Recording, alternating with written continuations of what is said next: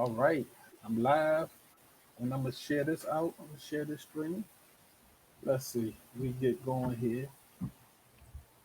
Yes, if y'all jumping on, thank y'all for jumping on with us. In the we up here in the room. I have my wife, Pastor E, all made up, look like we going on a date tonight, Oh and we yeah. have and we have my brother Duane on the line. My brother Duane. Okay, let me turn my. Okay, there we go. There you go. All right. Then we have brother Duane on the line. Hey, Duane, before we get started, man, how Yes, you doing? sir. Man, I'm doing great. Thank you to you and your lovely wife for having me this evening. This is going to be an interesting show. I'm actually looking forward to this. This is going to be amazing. But thank you guys for having me. You're so welcome. You're so welcome. Pastor E, you want to say something? Hey everybody, excited to be on Pastor Will's show tonight. All right. Hey, brother Duane, before we go further, because we getting started, can you just give us a little bit about yourself, your background, your history? Who are you? Where you from? Oh, yeah, man. So I'm Duane Williams Jr., guys. I am from the great city and the great state of Baltimore, Maryland. I have Ball, been be invested more. in yeah, be more, right? They say it's the greatest in America. That's our new slogan. So I am invested heavily in the development of youth and young. I am heavily invested in making sure that the future has a place of comfortability for them to be themselves and to move forward. Importantly, man, I am a man who loves Jesus, who is not perfect, by the way. Let me throw that in there. Who is Yes. not perfect, by the way, but who is living towards perfection because I know that the God of grace, He covers us and He allows us to see our wrong and to get it right. So I'm just a young man that is willing to serve and willing to do all that God has called me to do. Amen. Amen. Amen. Pastor E, tell us something Yeah. about yourself before we go in. Hey, okay, I'm Pastor E. I've been married to Pastor Will here for almost 20 years. This year gonna be 20 years. We've been pastoring together, Vision Impact Center, for the last 5 years. It's been a great journey, and I am a nonprofit executive as well. And just love God. Glad to be in the service. Yeah, glad All to be right. here. Right. Glad to be in the Hey, service. I like face, Facebook that. family, let me know if we clear out there because when I'm looking at my video, my video look kind of blurry from my phone. So y'all let me know if it's clear out there to you. It look good. It look good, husband. I'm Hey looking man, at I'm looking. It, yeah, it it. looked good All right. from my phone. It looks good. All right, looks good. All right, cool. Boom. Now we gonna fly. Yeah. Okay. So tonight's topic, man. Tonight's topic is wild. This probably like the wildest one I thought of in a minute. So tonight's topic. So I thought about this topic, and me personally, like when I was on the dating scene, I always felt like I didn't even feel like my experience was being the good boy. I got less dates, and it Mm, seemed like the quote unquote the bad guys or the bad boys, they were, how can I say, they got more dates than the good guys. You know, it was almost the good guys is the always get the last worm, whatever it is, right? And so tonight's topic is about, bad boys, bad girls, or good boys versus good boys, good girls. Um, um, After we get saved, after we become a Christian, after we begin to follow Christ, does that in turn, or do we supposed to transform the qualifications that we look for or change our preferences in who we want in a mate or somebody to date? Does that change? So no longer should I want the bad girl, Should I go look for the, humble, good, quote unquote, good girl, right? Or should she go look for the quote unquote good boy, somebody that they can bring home to mom and dad and present them in the, in a proud way, because this is the guy that everybody hoped for. This is the good guy, and this is not the rebel, you know. So that's what we're going to base our subject on tonight. Yeah. All right. That's our ring. Hey, Pastor E, what was our scripture? I can't pull up my scripture. So our scripture was Matthew 7:16-17. It says, "You will know them by their fruits. Do men gather grapes from thorn bushes or figs from thistles? Even so, every good tree bears good fruit, but a bad tree bears bad fruit." So yeah, we talking about how when we talk about a bad boy, we're not talking about thugs. We're talking about a bad tree that bears bad fruit. We talk about a bad girl. We're not talking about a thug. We're talking about someone that bears bad fruit. We're not talking about a thug, right? We talking about the bad fruit. Yeah. So Duane, what is do you have any experience in this good boy, bad boy type of comparison or a type of deal? Man, you know what's so funny, man? When you talk about good boy, bad boy kind of feel, I think there's a lot of things to unpack there. But the first place to start is that I can honestly say that I would probably consider myself as a bad boy, right? A good boy who has probably done some bad things, right? Mm-hmm. And so there is a difference because the reality becomes that I remember growing up in school, man, I used to especially in middle school and high school, especially high school, there was a couple girls I used to like. And because I didn't have the swagger or the demeanor of a bad boy, or because I didn't drive, quote unquote, the bad boy car, right? There you go. It didn't afford me some opportunities to meet and greet those individuals, especially those female individuals that I was liking. So the reality of it is that that the bad boy, good boy, bad girl, good girl image, it was definitely personified in my high school days, and then probably a little bit in my early 20s, because I think that at some point you grow up and you begin to adopt a new mentality, right? Yep. But definitely in that high school, early 20 ages, Yeah, exactly. Pastor E. Yeah, I mean, there is this concept of he too nice, or he too soft, or we're not talking about being feminine, right? We're talking about right being genuinely nice. We're talking about just being a nice dude, right? That seems to not attract some females, right? They're looking for some certain type of guy. And so I think that, one of the questions that came up, everybody was like, oh no, none of us, we don't like any bad boys. We don't like any thugs, right? But the question is what kind of fruit, the guys that you're trying to date, what kind of fruit are they producing? What are you looking for? What are the traits that you're going after? So, in your experience, have you seen that perpetrated in the church? Because we're not talking about the world at this moment, Brother Duane. Have you seen that perpetrated in the church? Yeah. So I want to back up and answer that and start with, I think that everything starts with identifying with who you are, right?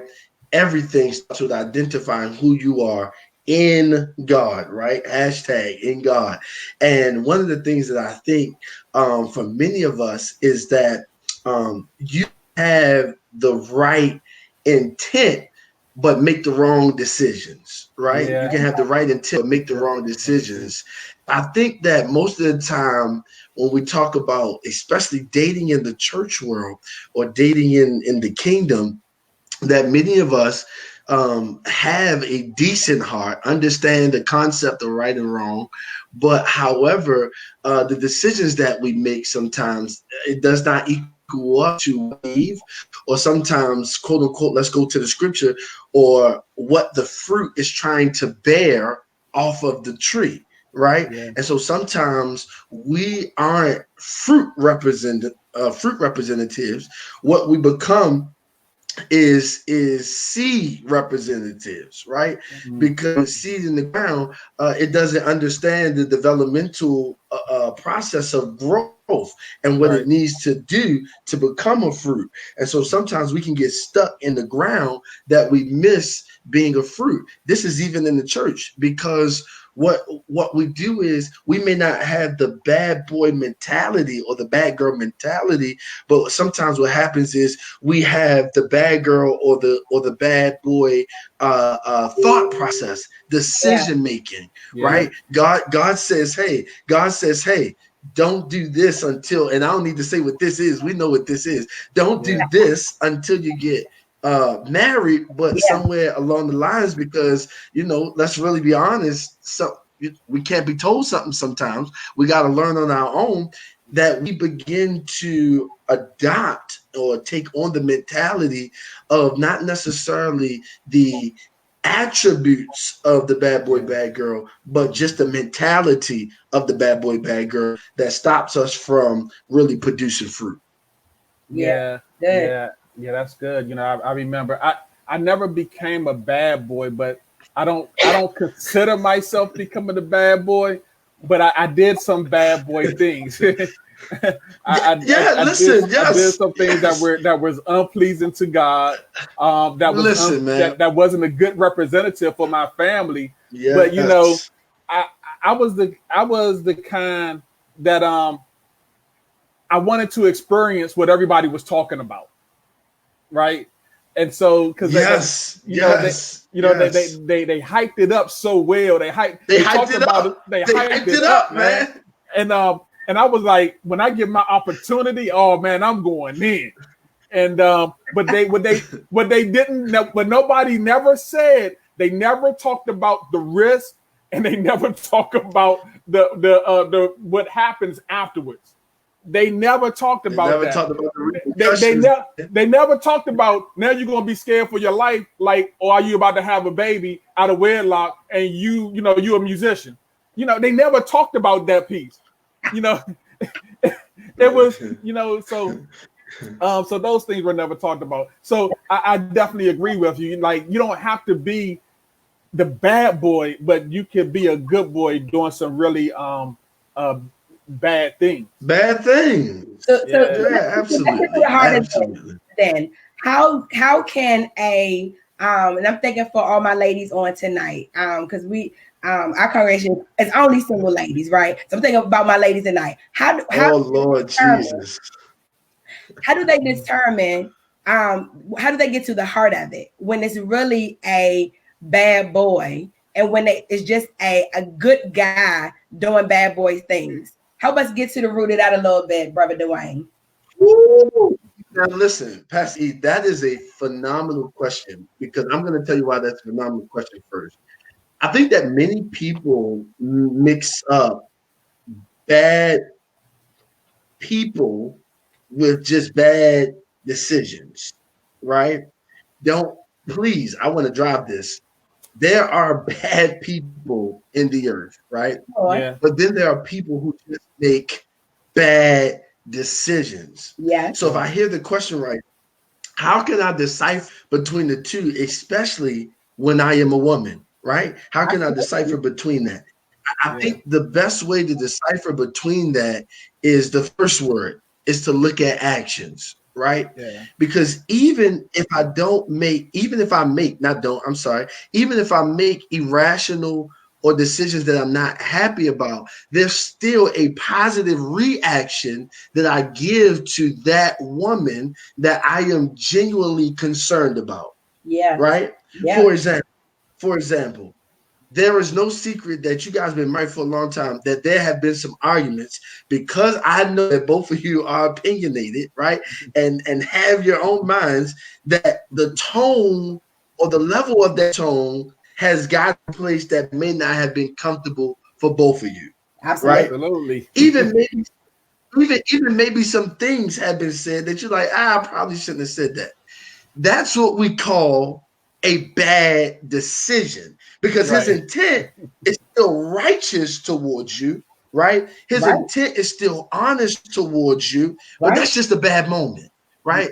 But when I'm a bad person, there is nothing about me that wants to see you succeed at all. Come on, hear me, single ladies.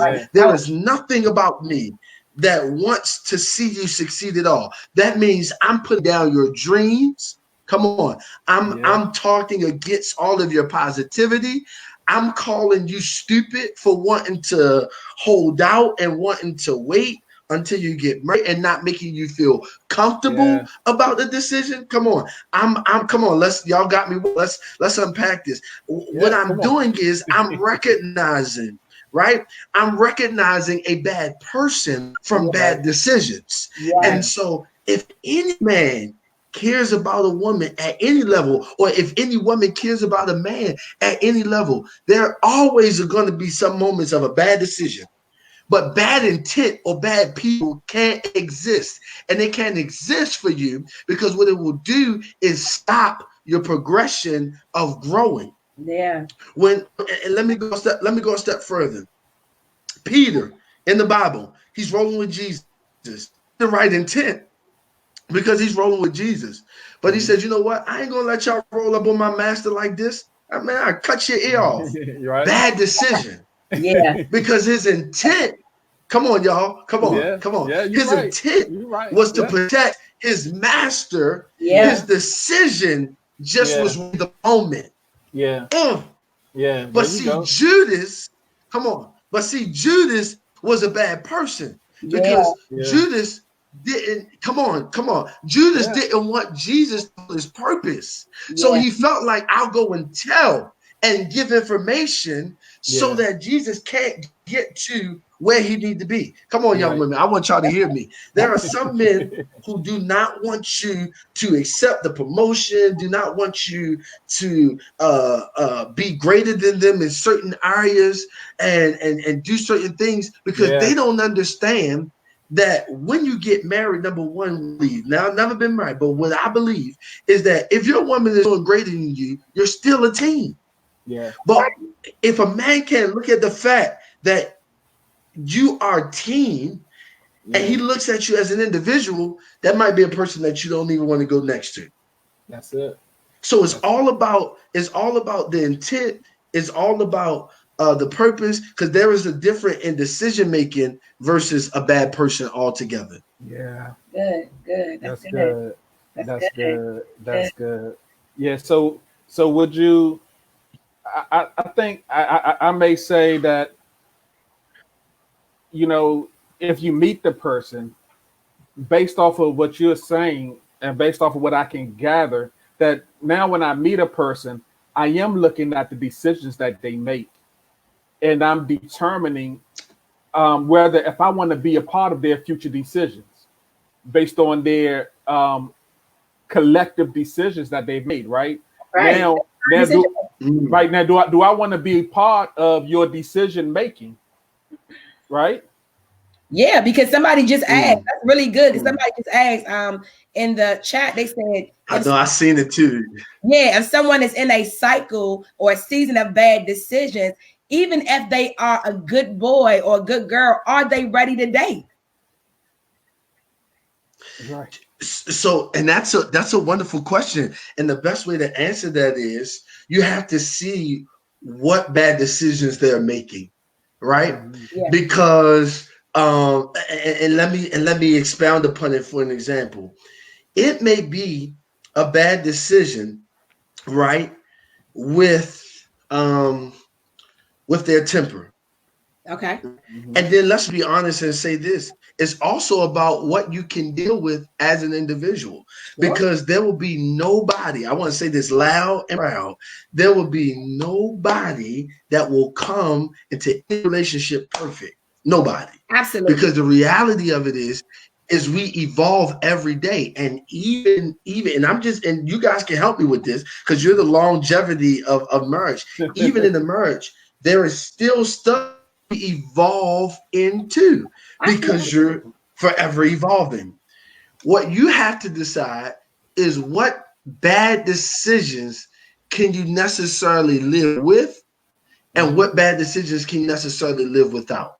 Right. And for example, if there's a person that has a bad temper and you know you just can't do it, it frightens you, right? And the bad temper may not even be towards you. It may be towards the fact that he or she don't like, right?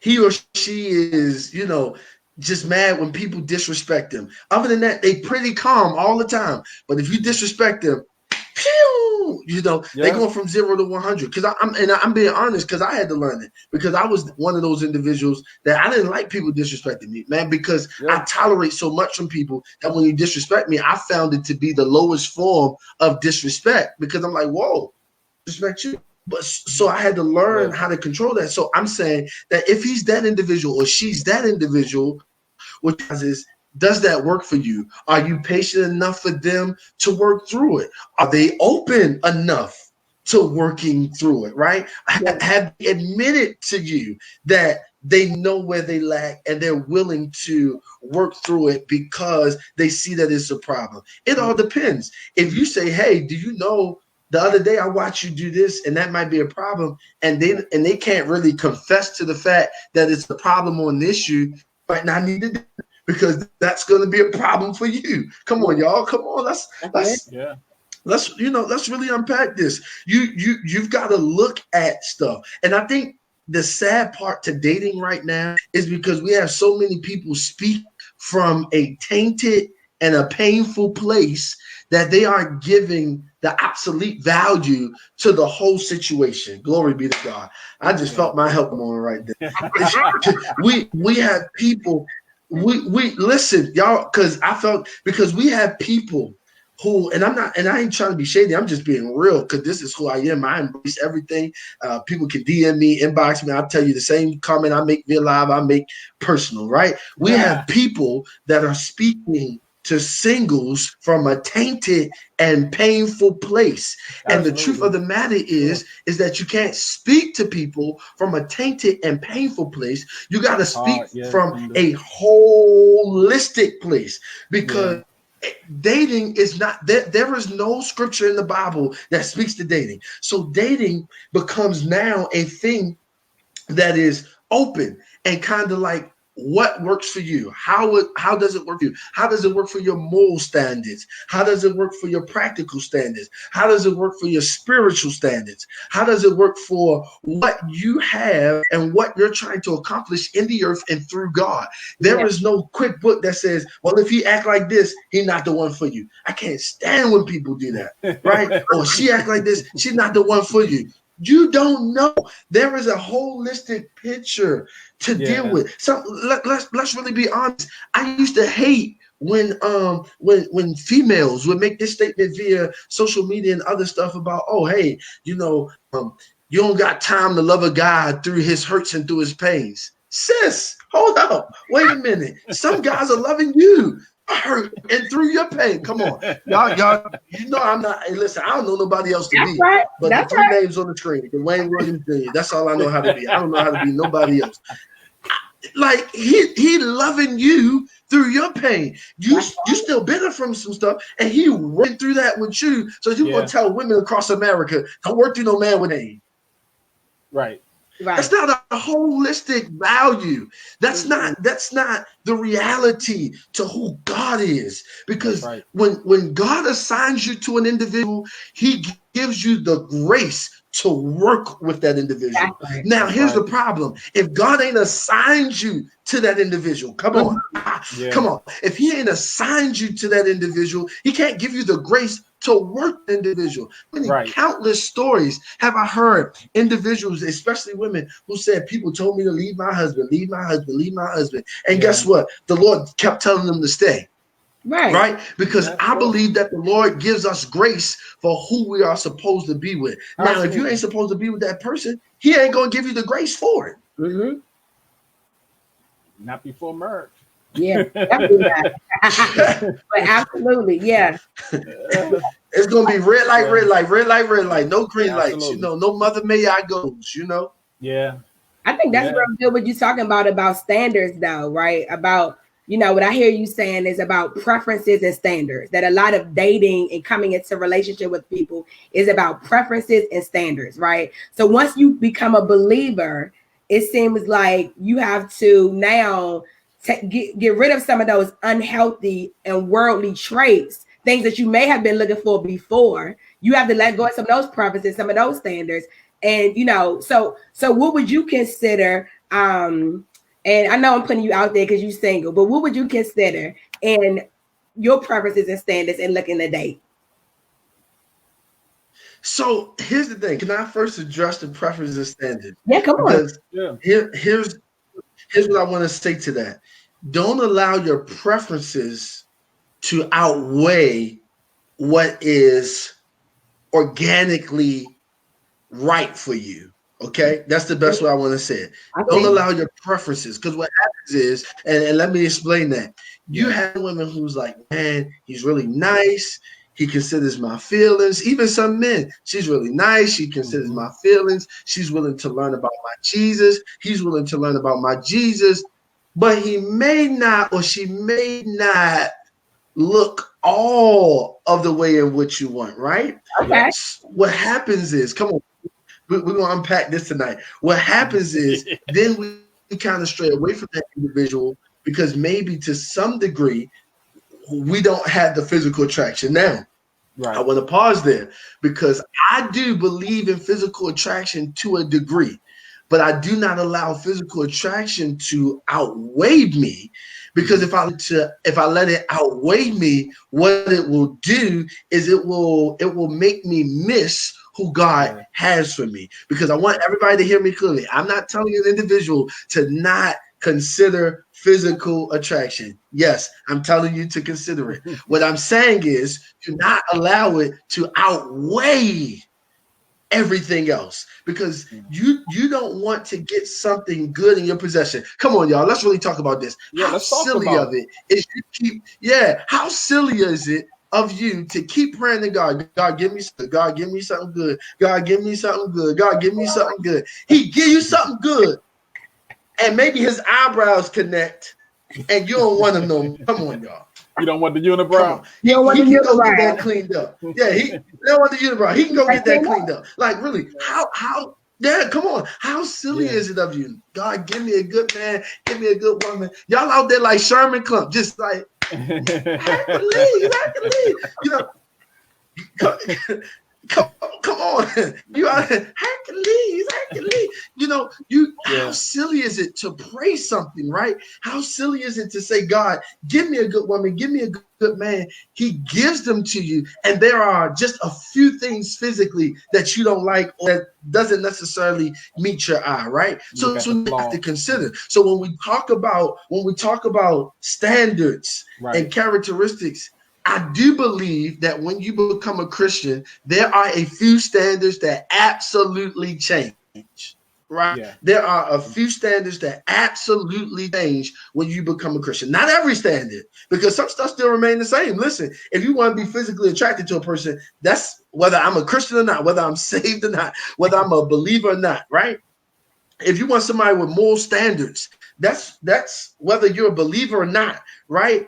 But maybe some things change because maybe I was an individual that loved going to the club so much. So of course, all the encounters that I had with women was at the club, right? Yeah, so maybe now my standard is I don't want an individual that clubs like that no more, because that's not really my lifestyle. Because what will happen is if you are in one lifestyle and they're in another, it could possibly clash and cause way damage. You fall in love, you do all of this, and y'all clashing. We're not talking about character flaws. We're talking about lifestyle adjustments, right? That's because the reality of it is, because character flaws is different. You know, an individual get upset and they use a curse word. Listen, that's a character flaw. Maybe they don't use them all the time, right?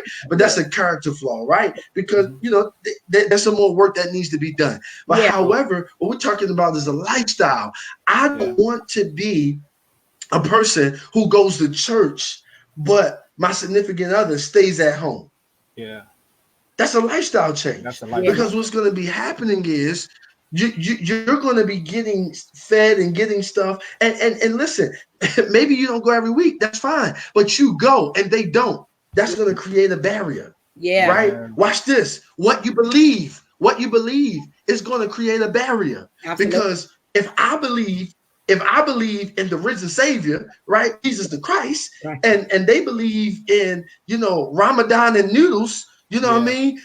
We already off because although we may have, watch this, y'all, although we may have similar practices in some ways in our religious belief, we still are off because the majority of what we believe rests in this. Y'all got me stirred tonight. Yeah. The majority of what I believe rests in Jesus the Christ. So what happens is, if they don't believe in Jesus Christ, we already boom. What they say, we already unequally yoked because we cannot come to an agreement on what our beliefs are.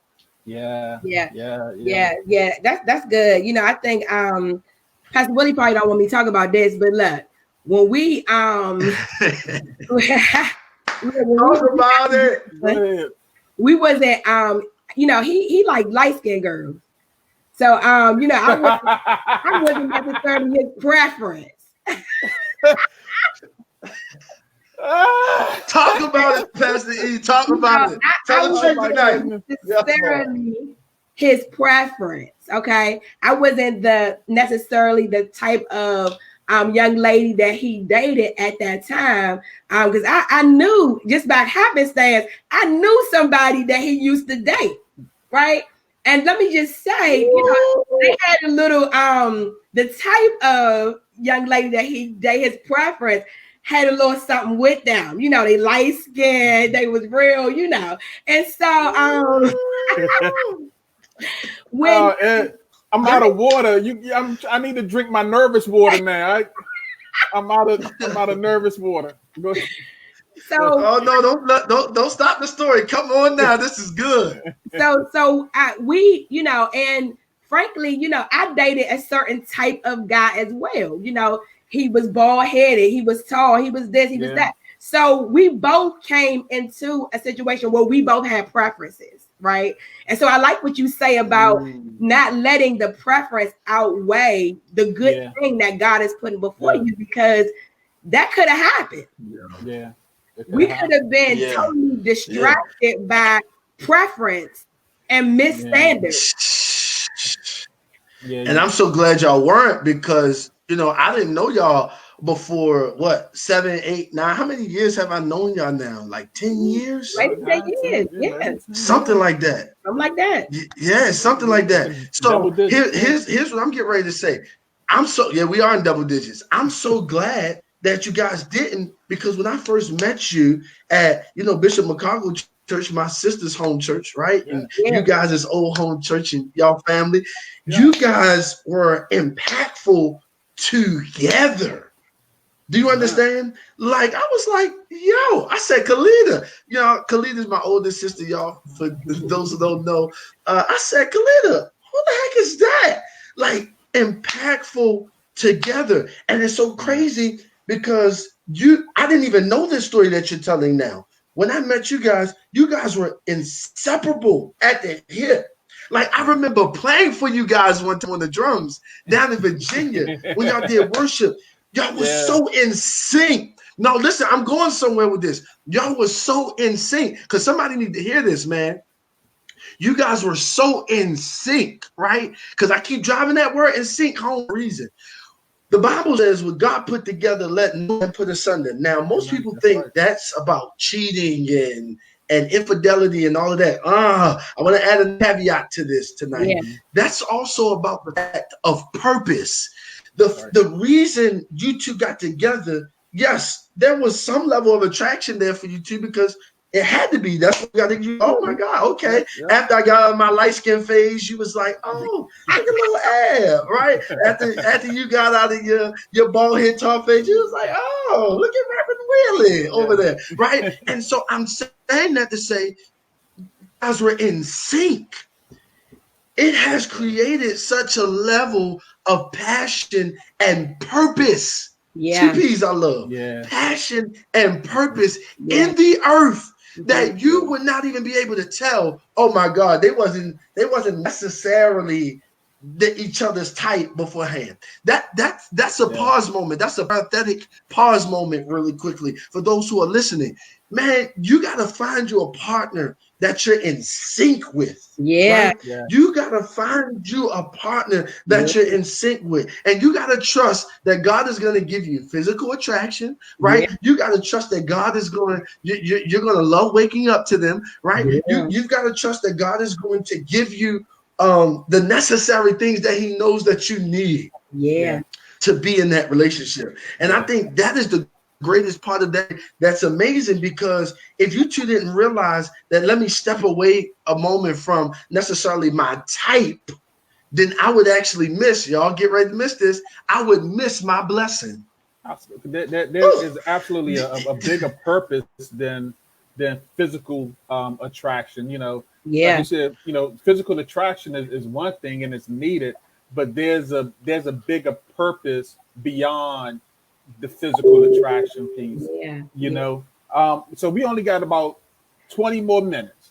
You got about 25 more minutes. My God. I only go for about an hour. We're moving already. This is school night. This is school. I love it. It was one question up here that I wanted to ask you. So what qualities do we ask that question about the qualities? What qualities do you look for, or are you willing to compromise, or are you willing to wait on God?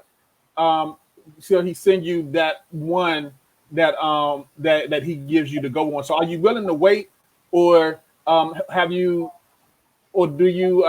seen somebody that maybe compromised a little bit and that didn't wait and just went ahead and maybe they were getting older and maybe the pickings were looking slimmer and slimmer as they begin to get some age on them, as they say, the biological clock is ticking and all those other things, So, but what do you do in that sense? Do you still wait, or and do you wait and pray that this is the one that God said? I don't know. Or do you, or do you look for, or do you continue to wait on the one that God is leading to you? I'm going to answer this question really fast and truthfully, and I'm going to answer it with a transparent moment. Yes, I was born and raised in church. Yes, I worked a secular job from the years of 2008 to 2016 as a Baltimore City police officer. And let me tell you, working in that sector of life, it really broadened my horizon on a lot of things that I was obsolete to growing up, right? Sister Mona, I see my mother is watching now, the great Sister Mona, the great sister evangelist, Sister Mona, who loves God really, really well. She raised me and my siblings up in a Christian household. And truth be told, me and my baby sister, there was a lot of things that we did not learn in her household that we learned outside of, because of the environment that I go into. And so if I may be truthful, a couple of times when I was younger, growing up, like school, high school, I got my heart broken by some believers, some believing women. They dumped me for some older boys, and truth be told, I was devastated. And let me tell you, as I got older and I began to gain professional growth, right? I started looking at the woman. I'm gonna be honest with y'all. I started looking at a different kind of woman. I started looking at women who, to the eye, were very pleasing, right? But to the soul, were very destroying. That's a word right there for y'all. To the eye was very pleasing, but to the was very destroying. And I'm not putting those individuals down. What I had to recognize was my purpose in life. And there were several instances in my life that God brought me to the place where he said, look, I didn't create you for this. I didn't build you for this. And so my perspective and my taste bugs and my language had to change towards who I could build with, right? Once again, we're not talking about character flaws, right? We're talking about purpose driven relationships. Yeah. And so the reality of it was I had to be patient enough to wait till God sent me somebody who was up my alley and in my lane. Oh, come on. Come on. Let's talk about it. I had to wait for God to send me somebody that was in my lane and up my alley. Can I tell you something? Yeah. Everybody is not in your lane and up your alley. Yeah. People are around the corner and they look like they are up your alley and they look like they're in your lane and they look like they could be a part of you, but they're really not. And the truth be told, that when I started to really look at who God made me to be, then I was able to filter out those things. Like, because even if I saw an individual, even if I saw that female and I was like, dang, you know what? I want her. Yeah. But I had to take into consideration is the 4 questions that I'm about to ask her is going to tell me everything. And whatever those 4 questions were to get me to reveal her heart and where her mind was. So I would do something stupid like, hey, do you go to church? Right? And they'd be like, nah, I'll go. I'm already, I mean, listen, it's harsh, but it's real, because I'm not saying that God doesn't call you to certain individuals, because maybe the Lord will call you to an individual that you can lead to Christ. Maybe he will. I want to be mature enough to say that. But I'm saying I know what the Lord has called, me to be. And so when you understand what the Lord has called you to be, then you know how to then in terms ask the questions and get the responses that you need to determine if it can go to a coffee date, right? If it can go to a movie date, if it can go to a pizza date, if it can go to, a Ruth Chris date after that, if it can go to more stages after that. And I think the reality to it is that most people get so confused in what is being presented that they don't look underneath of the hood. And I'm mature enough to know at 32, getting ready to be 33, how to look underneath the hood. I went to an auction, told my uncle, I said, oh, I need you to look underneath that hood. And when I looked underneath the hood, I was able to determine that car was worth buying. I'm telling even women, because I know women say all the time, he's got to find me. Yeah, he does. But when he finds you, you need to look underneath the hood. You need to ask questions that are going to reveal the engine of that man. Come on. Right. I feel like preaching now. Yeah. The engine of that man, right? The oil caliber of that man, the stern wheel of that. You've got to dig underneath the hood to find out what that man or that woman has underneath that is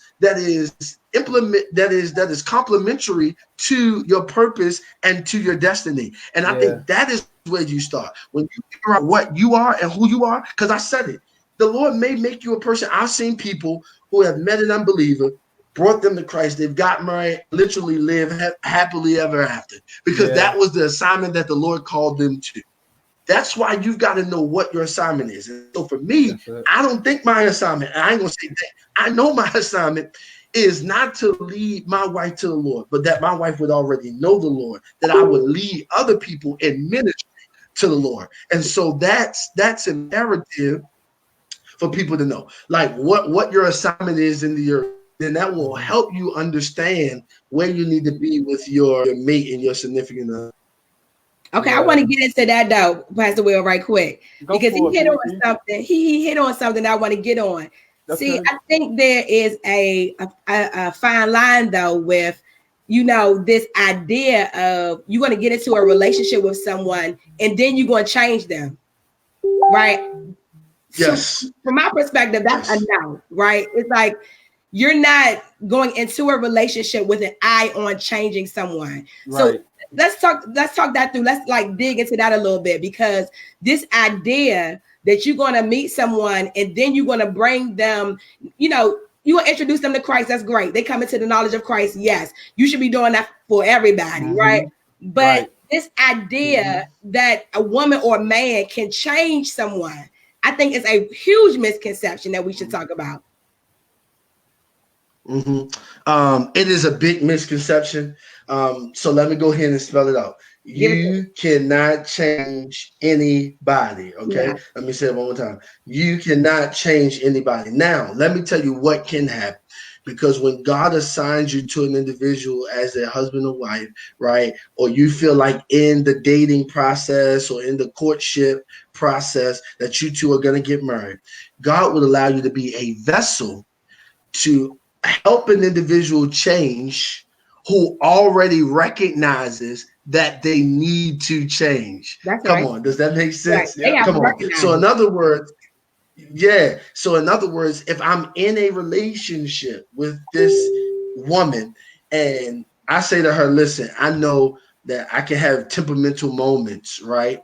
Mm-hmm. Now, because I've already confessed it, and I've already made a knowledge of it. I'm willing to work on it. Yeah. Now she can surrender help because I've already made the confession of it. But Mhm. if I go into a relationship and she sees these issues and she like, you got a temperamental problem, and I'm like, no, I don't. You just don't. You ain't gonna be able to change that until they are ready. Even vice versa. So you can say to a woman, hey, if she says, listen, I don't do well with saving money. I spend a lot of money. Okay. Come on, glory be to God. I know Amazon is going up in this season. Shout out to all of my women that's buying Amazon stuff. Hallelujah. Right. She may say, I don't do well with saving. Do well with paying my bills. I don't do well with saving, right? So I need your help. In that moment, you can surrender help as a male if you're really good at saving because she's already made the confession of it. But if they don't make the confession of it, you can't change what they're not willing to confess to. Yeah. You, Yeah. you, you cannot change what they are not willing to confess to. Mhm. And then, even when they confess to it, you're not changing it, you're helping them through it. You're helping them through it. And so I Right. think that people got to understand, and I'm going to shut up because I want to get a few more questions in. People have to understand you can never change anybody. Change is something that people have to do. Yeah. That's it. I just want to put a caption in here and just let everybody know that, that what we are sharing tonight, it has come um, through our walk of life and our walk with God at the forefront, and so what we are sharing um, is, our flaws and also our perfections at Woo, the big same time. time, Yeah. and Big time. that while every relationship won't be the same, every Mhm. relationship, as we talk, won't be the Yes. same, but we would like to just give Yes. keys and nuggets of how to live them on this side of the cross now, you Yeah. know, and how to advance Yes. and Yes. advance in your relationship. Yeah. Yeah. Yeah. Yes, Amen. I mean, I agree. I agree. We're giving nuggets for how to deal with our pain and our purpose, right? Yes. Because that's what it comes. Some relationships we've gone through has been our pain, right? And Yeah. pain doesn't always mean that a person is bad. It's just been the pain of us because we've had to work through it. So yes, I agree. Yeah. Yes. Yes. Yeah. Yes. Yes. Yes. Yeah. Yes. That's Yes. the way you want me to go through some more of these questions. Yes, because for some reason, every time I go to I my got you. worksheet, my camera turns off. Yep, I got you. So one of the other questions that was raised previously is you know, the question about how do you let me see what because it just went up. Okay, here we go. So the question was about, so if you were the type, let's just say you were like the bad boys type, right? You was a player, right? And you a believer, but you was a player, woman or man, right? Now that you come on this side of the cross, as Pastor Willie was just saying, is that something that you should disclose through the dating relationship? Is that something that, that something, the question is that something you should disclose in the part of dating? Do you wait to bring that up? Do you bring that up at all? Now you save, it's over. Tell us about it. What you think? Dr. R.A. Vernon has a book called The 10 Rules of Dating. He has 2 books. One that was The 10 Rules of Dating, and then the second one called The 10 Rules of Dating in the Social Media Era. I think any single needs to go and get that book. I won't tell you what's in it tonight because I'm going to help him out. You go purchase it. I'm quite sure he would love to see the money hit his account. But Dr. Vernon has a book called The 10 Rules of Dating. And in this book, he writes about the questions of one rule that he writes is confess your past. I think that it is very essential to talk about your past with each other. And let me be clear, and let me be very clear and honest. A person can only talk about their past if you are willing to handle it. If you can't handle it, tell them you can't handle it and table the conversation for another time. But if you can handle it, you need to allow them, especially if they want to share. Come on, y'all, hear me, because not everybody wants to tell you about their past, because some people just want to table it and forget it. But if they're trying to tell you about it, I believe that they're trying to grow with you. And one of the things that I am strategic about is definitely telling people that I meet in today's world about my past, whatever that is, negative, good, or indifferent. Because I never want people to feel in the closet about who I am, what I am. And I don't want people coming up to somebody that I'm dating or somebody that I'm with, and y'all shouldn't even, and say, did you know? Because let me tell you, folks love the did you know conversation. Did you know? Did you know she was a stripper back in the day? Come on, y'all, come on. Let's talk. Let's be honest. Let's be honest. People love the people love the did you know factor. People listen, I'm a different kind of person. You know, my mother and father and my sisters and brothers and cousins, they raised me to be solid. So we don't do all that talking about people's past because, you know, we don't care, right? Mm-hmm. However, some people love a good conversation. They love a did you know? Did you know? I'm quite sure. Yeah, I'm quite sure. You know, and you saw Willie over there and people mess down the street. You know what I mean? So I think that it is best that if you two are going to decide that you're going to be together and work together, that you discuss every area of your past so that nobody's looking stupid and nobody's looking dumb, and so that everybody is up to par, so that if somebody try to come with the did you know factor, you can be like, yep. Because let me tell you, when people come with the did you know factor and you can say, yeah, I did know, people shut up. The end of story. Ain't nothing else to talk about. That's it. Yeah. We were, you know, we definitely had the did you know. Because we both came with a past, right? And so, and we both came, and we both came love with, it. Yeah, and we both came with mutual acquaintances. Absolutely. So there was. Did you know? There was a lot of did you. There was a lot of did you knows. Yeah. So when we, you know, I think, you know. So when we talking about the fruit tonight, right? We really talking about, you know, bad fruit. And so what are some, you know, as we use our discernment, as we use our maturity, are there any other determining factors that you could give to tonight to how do you determine when, as you said, can you go any deeper in that when it's a bad decision and when it's just bad fruit, period? Mm-hmm. You know, I would start by saying this because, you know, we talked about being a bad decision and bad fruit. And I alluded to this early on, talking about watching actions, right? Yeah. And we kind of danced over that little word, but that's a big word. Yeah. And let me tell you why it's a big word. Actions will perfume the majority of who the person is. Mm-hmm. Actions will. Mm-hmm. And let me tell you why. Most people who meet me will not argue that I have a heart of gold. Why? Because they have watched my actions over time in different situations. Mm-hmm. One thing that I want to tell anybody that is ready to embark on a relationship, not put people in situations, but watch how people handle situations and let your discernment and your maturity guide you through whether it was a bad decision. Yeah. Right. or whether it's bad fruit.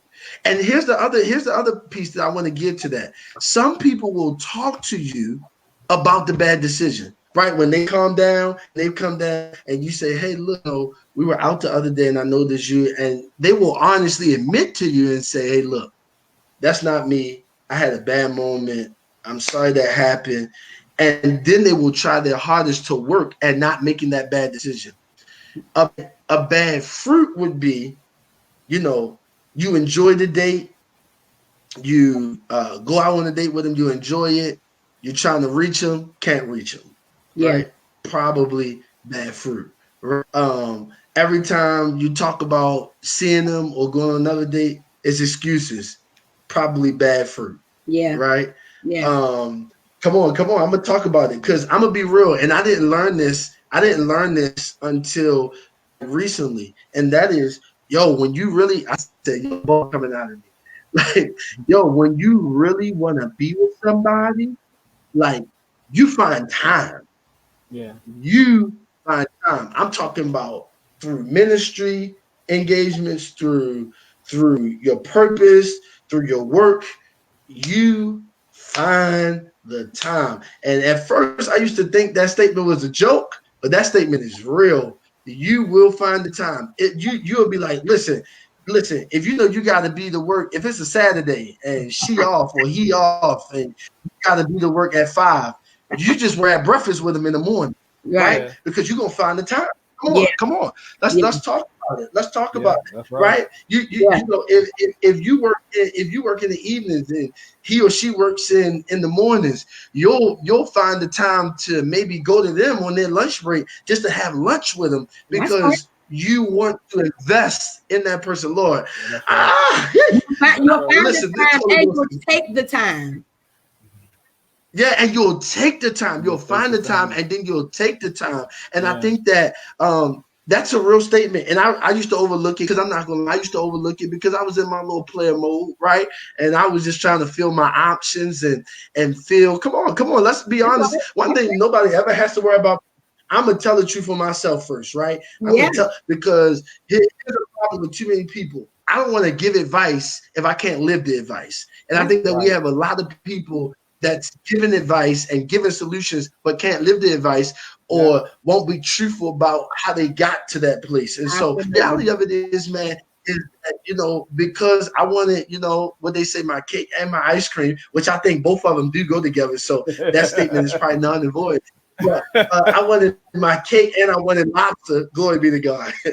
I wanted cake and I wanted lobster at the same time, and that's impossible. And at the end of the day, I had to mentally grow up to say, you know what, dang, I know what it feels like now to want to hang with somebody and be with somebody and make the time for somebody that you really, really care about. And so please don't be fooled by that. That is a way to determine if an individual has bad fruit versus, just a bad decision. Yeah. That's good. Yeah. Making time and also taking time. Because that's another characteristic. Making time and rushing into something, making you rush into decisions. That's a bad fruit. It takes time for me to get to know if I want to share all that with you. It takes time. So taking time. Yeah. I mean, I agree. You said something so profound, and I know we got to go because I see our time winding up. But you said something so profound, and if I leave anything with them, is right now via most social media platforms, that's TikTok, and it's being transformed to Facebook and IG. There's a hashtag that's going around, or a little song going around that says "Don't Rush," where you got women taking a makeup brush, putting it into the camera, and then they're changing their outfits in the moment of a twinkling of an eye to show that they look like this in one moment, but can look like this in the next moment. I want to, because that's prophetic. I want to speak prophetically to individuals and say hashtag don't rush. Come on. Glory be to God. I want to put the hashtag there and say hashtag don't rush. Relationships are not where you put a brush in the camera and then in the next minute there's something else. Hashtag Don't rush, Don't because rush. when you rush, it will cause, it will cause for things to happen that you don't want to happen in your life. Watch this. Can I also say this to people who are currently in a relationship? It's okay sometimes that it's good and it's going well that you might even have to readjust and take a pause to see, wow, you know, to get back on the same page. Because yes, God may have put you two together, but you don't want to rush what God has put together. God, I feel like preaching on this live today. Yeah. So for those of you who are watching really quickly, come on. For those of you who are watching, you're waiting, you're patiently waiting, you're with somebody, I need you to type in there hashtag don't rush. Don't rush. You know, Don't rush. I'm gonna go back to where you was talking about the investment of the time. You know, I find that the investment of the time is done a lot in the googly eye stage. When you first, you know, when the relationship has just started, how do you keep that up without rushing, right? But how do you keep up that kind of, because by this time you have made there are expectations now, right? Now you set expectations. How do you keep meeting those expectations in this period of time? I think that you have to just be honest with yourself, right? And being honest with yourself means that you have to realize that relationships take work, right? You guys know I've been dealing with youth for a very long time. I've currently served a couple of churches in my city as their youth minister, youth pastor, whatever title you want to put there, right? And one of the things that I always have to do is I have to be humble enough to know when I need to be innovative for a generation that is constantly changing. Yeah. I have to be innovative enough to know when I have to come with something to keep quote unquote a level of interest in a ministry productivity, right? Now, some people will be like, why do you need to be innovative in ministry? The Lord's work. Yep, it's the Lord's work. And the word never changes, right? But the methods do. And so in relationship, there is this same concept. Listen, the love never changes, right? The care never changes, right? The passion never changes. But what happens is you have to be willing and humble enough to be innovative, to change and create new methods so that it keeps a level of passion and joy and happiness and excitement involved. And I think that the same energy that we give to our jobs and our churches is the same energy that the Lord is requiring us to give to our purpose relationships. If God is calling you into relationship with this person and into a level of marriage with this person, and you'll know because the Lord will speak to you about it. He'll talk to you about it. He'll talk to her about it. He'll talk to you about it. And when that happens, you have to be innovative enough to give yourself in different ways. And watch this. Can I also say this? Because I've been in a few relationships myself, right? And so you also have to keep an ear to listen to specific things that individual likes. Come on. Because sometimes what we do, especially as guys, I've seen a lot of guys give big gifts. And let me be clear. I know y'all women love big gifts. Glory be to God. Y'all love them. Glory be to God. But one thing that I do not take away from women is that you as much as you love the big gifts, you enjoy or you fantasize about the small gifts. And the small gifts could be a pizza and a movie with the person that you care about.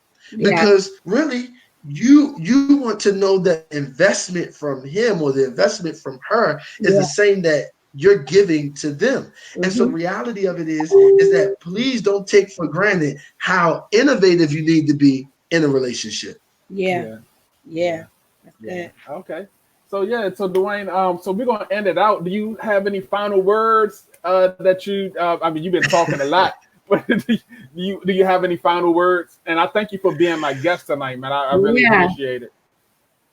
No, well, first of all, I want to give both of you guys a shout out. And let me tell you, I know some of your church members are on and hear me. I don't say this about a lot of people, right? When preachers go to people church, they get up and say, "My friend and my brother, my friend and my brother." Let me dispel that right now. Listen, these two individuals are really friends, brothers, and sisters to me. I have sat at their house, right? Y'all remember I came all the way down to y'all house. You sure did. Yes, that was with an X. Lord have mercy. Hallelujah. I've come all the way down to your house and sat underneath of your kitchen table and enjoyed fellowship with you. These two visuals, and I say this not because it's a church cliche, but it is truly who they are giving, compassion, and sincere about growing people, helping people, developing people. And when this man of God hit me and said, "Hey, could you come on?" I didn't care if the president wanted me on a Facebook with him. I was gonna find my way on here. Now, TD Jakes. Now, let me be clear. If TD Jakes wanted me on his live, I might have had to tell you, big bro. Yes, can we reschedule? I'll be like, you take that date, Doc. You take that date. Yeah. I can't tell the bishop no. Yeah, it's been a joy having you. I want to do this for you, but the bishop is calling me. Right. But however, two individuals are amazing, and I found it not robbery to come on here and do this for you guys because I love you guys. I appreciate you guys. If I can leave every single, even if you're in a relationship, you're still single, right? Unless you're courting and you're talking about courting and being married. Here's the thing. I want to leave you with this. Find yourself. Let me back up. Find God, find yourself, and then you can find romance. Okay? I want to say that one more time. That's good. Find God, find yourself, and then you can find romance. Yeah. Because if you don't find your God, and if you don't find yourself, then you can't find romance, because romance is going to challenge you every day, right? Yeah. In your little boyfriend-girlfriend relationship, it's going to challenge you, right? In your courtship, it's going to challenge you. In your marriage, it's going to challenge you. And so I'm telling you, find God, find you, and then you'll find romance. Amen. Come on. And that goes back to one of our earlier conversations that we had when we had a guest, one of my guests, Nakia Hopkins on. Nakia Graves on. I'm sorry, she's great. Had Nakia Graves on, and one of the things that she says that through her finding God, she found herself. Then she found her best friend, which was her husband. Yes. So I think that was that was right in sync with that. Pastor E. It's a universal message. Yes. Yeah. Pastor E, you want to say something? You know what? I think I done talked it up tonight. Yeah, you done talked it up. You did a good job. Thank you so much for helping me co-host this thing. Of course. Amen. And I'll leave out with this. The topic was, dating a bad boy, dating a bad girl, or whatever.